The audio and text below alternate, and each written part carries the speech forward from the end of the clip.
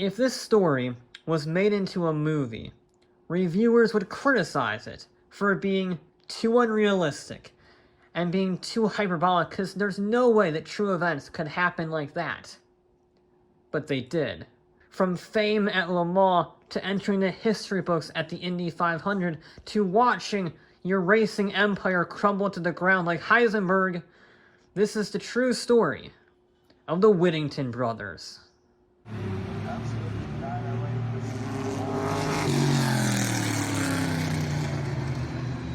The brothers Don and Bill Whittington were born in the late 1940s with their brother Dale born in 1959. Now this mainly focuses on Don and Bill, but Dale will come into play later on. From the start, the brothers were obsessed with speed. Their father competed in the USAC in the 1950s, while Don and Bill restored old warplanes while working at the CAF, even restoring Spanish BF-109s and Boeing B-17 Flying Fortresses. The pair even owned several historic fighter planes used as air racing competitors, including an F-8F Bearcat, a P-63 King Cobra, and 4 P-51 Mustangs. They only won a few events, however their custom P-51, Precious Metal, set a qualifying speed record of nearly 440 miles an hour. All of this air racing got them interested in other forms of racing, most notably IndyCar and IMSA. So they bought Road Atlanta and got cracking. Don's first race was the 12 Hours of Sebring in a Porsche 934-5 in 1978. And you know what? For a first race with no formal land racing experience, he did pretty good with the 24th place finish. The fact he finished it all is pretty remarkable. And he jumped up from the 12 Hours of Sebring to the 24 Hours of Le Mans, and in turn jumped up from the 934-5 to the 935. And this time he brought his brother Bill along as a co-driver. They were one of the fastest IMSA cars of the field that year, but ultimately crashed out 9 hours into the race. But they stuck true and came back en masse in 1979, and now the whole family was involved as Dale joined Whittington Bros Racing. At the 12 Hours of Sebring, Don and Bill co-drove a Porsche 935 in the GTX class, with Dale driving a 934 in the GTU class, although both entrants failed to finish. Meanwhile, at Le Mans, they continued to work with Kremer Racing, who provided the 935s, and paid $20,000 cash for their seats in a Kremer Team 935 K3. But there was a problem. As they learned in prior endurance races, finishing is not a guarantee, and the car can be taken out for one reason or another within the first few laps. Therefore, the brothers wanted Bill to drive first and make their 20 grand worthwhile. But this was Kremer's car, and therefore Kremer wanted his arguably more talented driver, Klaus Ludwig, to go first. The brothers didn't like that. They saw that as wasting 20 grand. So then they said, well, what would it take to actually race first? Kremer said to buy the car. Now that wasn't completely abnormal. Kremer had made his business selling 935s, but he just wanted the brothers off of his back and made a ridiculous offer of $200,000 to buy the car. Even in today, 800 grand is a lot for a GT race car, but to Kremer's surprise, the brothers agreed. And the way they paid for it is a little strange in Kremer's mind and everybody's mind, but he didn't question it. They told him to go to their trailer, open up the duffel bag, take out $200,000 cash, not a penny more. Sure enough, they started the race first. And they actually did okay. The 935 road-based cars were not a match for the old prototypes of the Porsche 936, but the brothers followed the golden rule of endurance racing. Just don't crash, because who knows what can happen. And in the midnight hours, something did happen. It rained. Torrentially.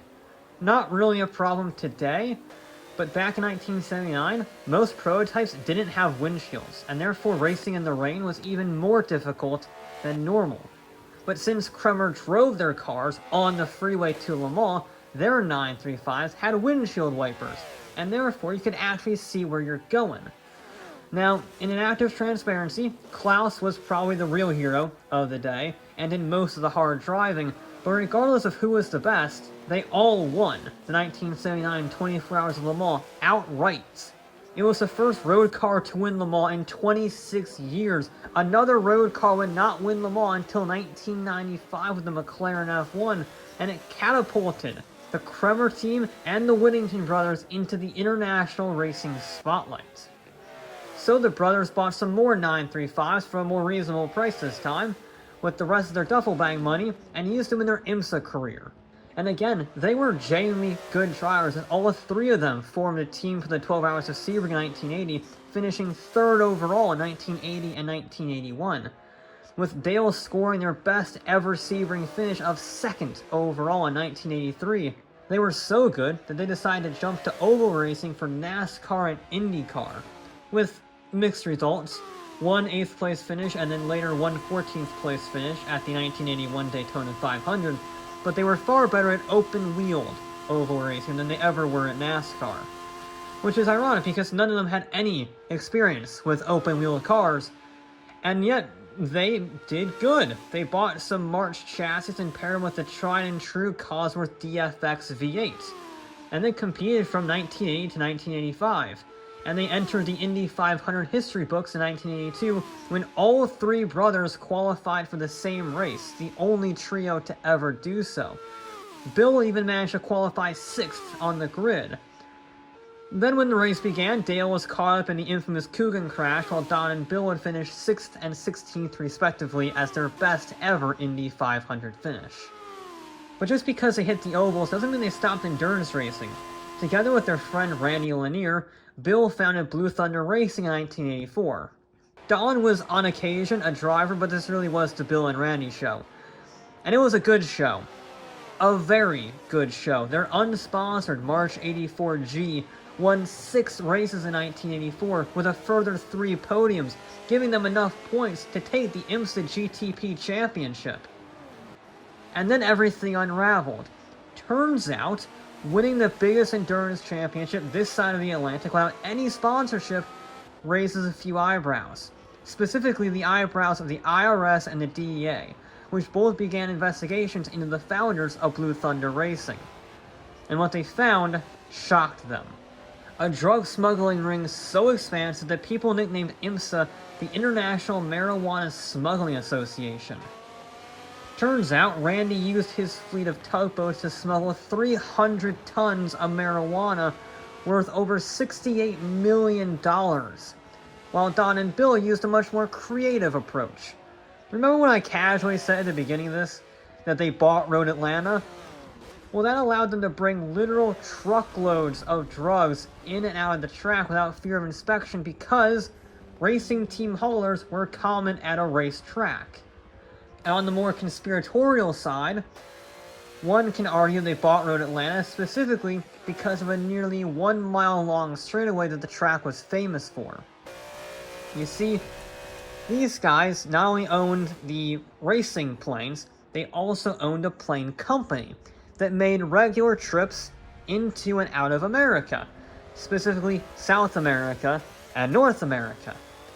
And the conspiracy, they have denied this, saying that there were more effective ways to smuggle drugs in, but the conspiracy says that one plane flew to an airport with this transponder on and everything, and it was all official. It landed at the airport, did its business, and came back. Meanwhile, another plane just so happened to be flying directly underneath it, so it didn't show up on radar, and that plane landed on the straightaway of Road Atlanta and unloaded the drugs, and then when the normal flight went over the track, the drug plane simply took off again and followed it back home. And considering that the brothers demonstrated this multiple times when the IMSA schedule arrived at Road Atlanta by landing their P-51 Mustangs on the straightaway, it's definitely doable. And also one hell of a way to make an entrance, as a side note.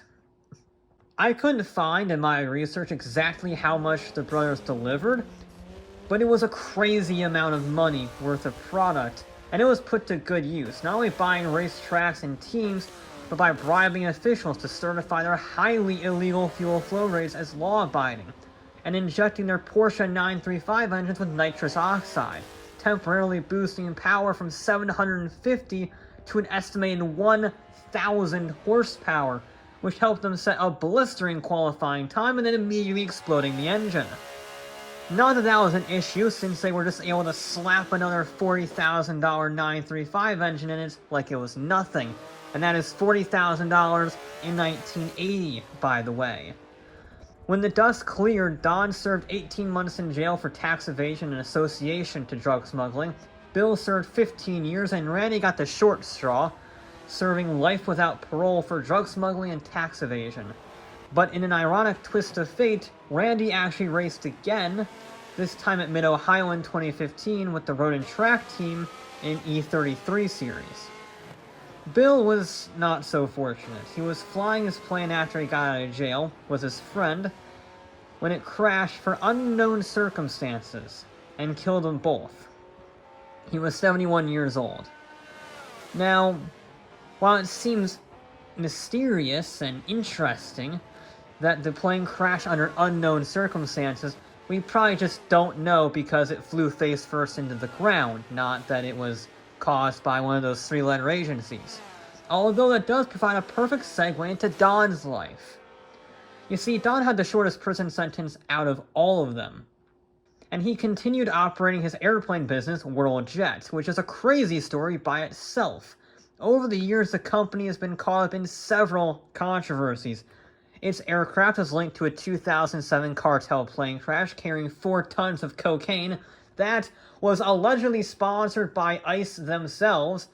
Why is the Immigration and Customs Enforcement Agency smuggling drugs in? I don't know. Normally it's the CIA that does that stuff. Speaking of the CIA, the company was also allegedly working with them to transport terrorists to Guantanamo Bay, Cuba.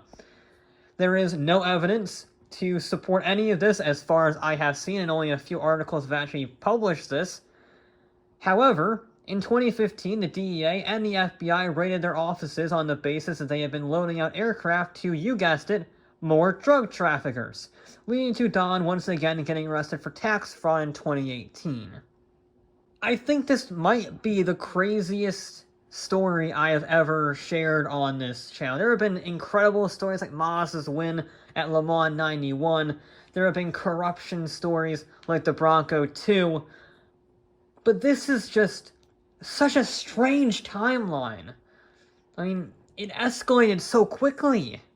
You start out as an airplane pilot / mechanic, then you go to Le Mans, win it outright, then you found your own racing team with your friend, and you win the entire IMSA championship in the highest category, and then everything unravels because it turns out you're a drug smuggler who smuggles hundreds of tons of marijuana worth millions of dollars in 1980s money, and then once you get out of prison, you allegedly work with the CIA to transport terrorists to Cuba.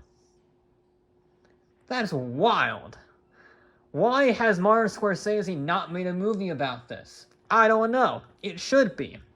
But the moral of the story for all you kids out there is don't do drugs, because you may end up winning the most famous races on both sides of the Atlantic before being caught up in those three-letter agencies' criminal activities. Huh.